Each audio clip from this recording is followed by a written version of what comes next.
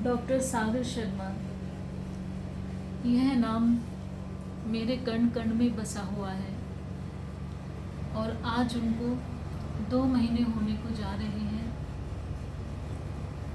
बस उनका यही सपना रहता था कि मधु, तुम हमेशा आगे बढ़ना, और कहीं ना कहीं उन्होंने मुझे आगे बढ़ाया और मैं उनके साथ जाती थी तो उनके साथ मुझे उतना ही सम्मान मिलता था जितना उनको दिया जाता था। और हमेशा यही कहते थे कि मधु, तुम्हारे चेहरे पे उदासी अच्छी नहीं लगती, हमेशा मुस्कुराते रहना चाहे परिस्थितियाँ कैसी भी हो। तो कहीं ना कहीं मुझे उनसे बहुत हिम्मत मिलती थी और हमेशा मैंने उनको अपना आदर्श माना और गुरु माना। तो कहीं ना कहीं जब भी टूटती थी, अपने आप को अकेला महसूस करती थी, तो हमेशा मेरी हिम्मत बताते थे। और आज शारीरिक रूप से वो मेरे साथ नहीं है, लेकिन उनकी आत्मा और शक्ति हमेशा मेरे साथ रहती है, जो मुझे और भी इस दुख से उभरने के लिए मजबूत बनाती है।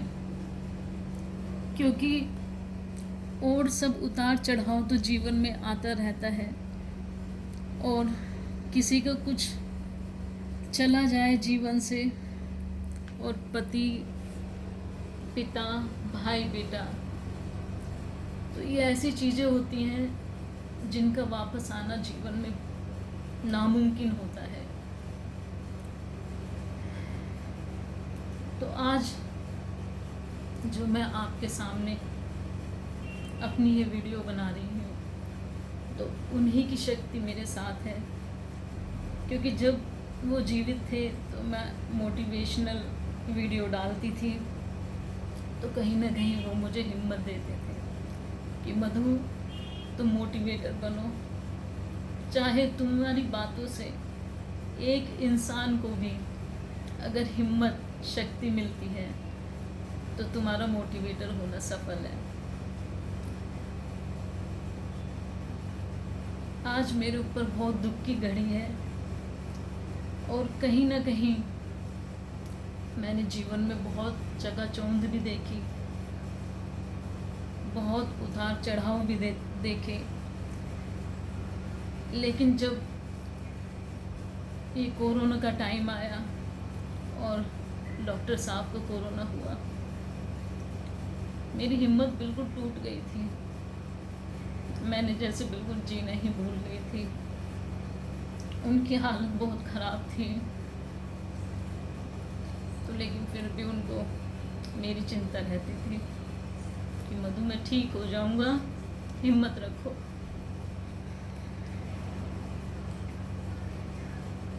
बहुत समय लगा मुझे दुख से उभरने के लिए, क्योंकि मैंने कभी सपने में भी नहीं सोचा था कि उनकी इतनी हालत ख़राब होगी।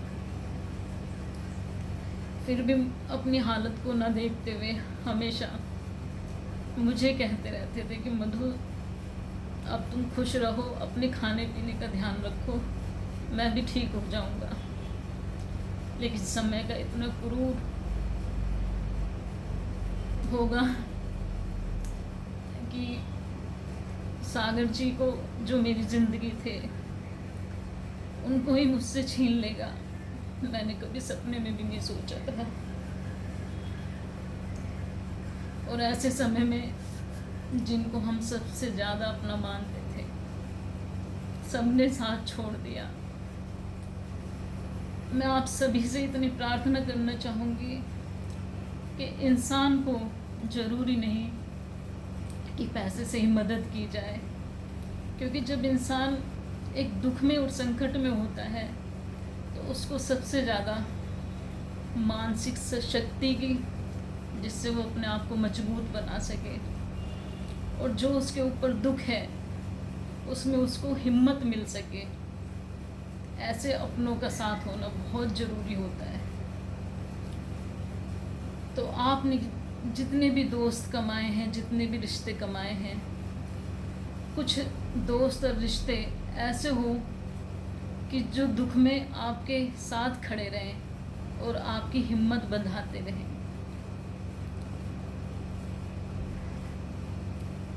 क्योंकि उस टाइम पे साथ बहुत ज़रूरी होता है, जिससे इंसान उस दुख से उभरने में उसको शक्ति मिलती है और वो कहीं ना कहीं मजबूत भी बनता है।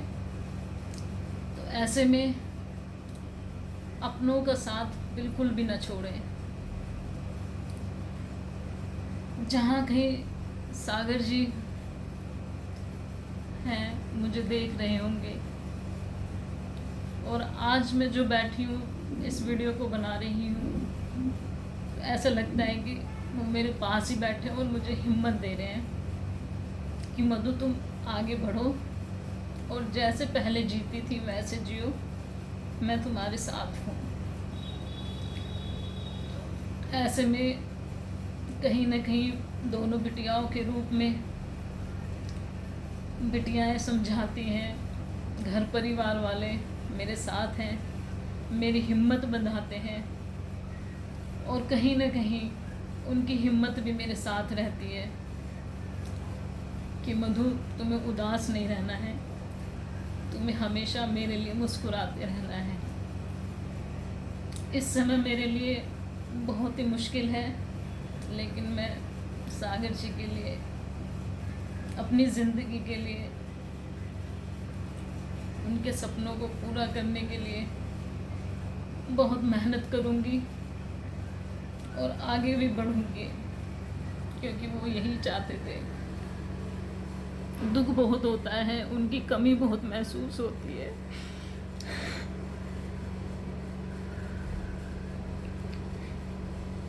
लेकिन हिम्मत नहीं हारूंगी। टूटती हूँ, बिखरती हूँ, फिर उठती हूँ, हिम्मत लाती हूँ, उठूंगी, बिखरूंगी, गिरूंगी, लेकिन अपने लक्ष्य तक पहुंचूंगी। जो सागर जी का सपना था वो मैं पूरा करने की कोशिश करूंगी। बस जहाँ भी हो वो मेरे साथ रहें और अपना आशीर्वाद मुझे हमेशा देते रहें। धन्यवाद।